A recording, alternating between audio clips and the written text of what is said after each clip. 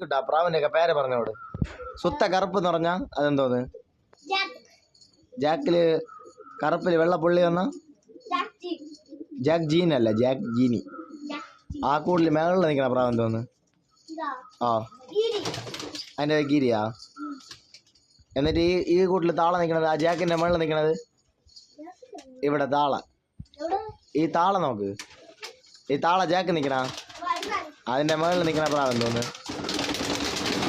അതിൽ നിന്ന് ചാടിയ പ്രാവ്, ഇപ്പൊ ചാടിയത്. ഓ ജാക്കിന്റെ അടുത്ത്, ഈ വെള്ളയുടെ അടുത്ത് നിൽക്കണത് ഈ അത്. ആ സബ്ജായ. ബാക്കി നിനക്ക് അറിഞ്ഞ പേരൊക്കെ പറ. അതാ നിൽക്കണത് എന്തോന്ന് പേര്? അത് ആ കൂട്ടിൽ രണ്ടാ നിൽക്കണത്.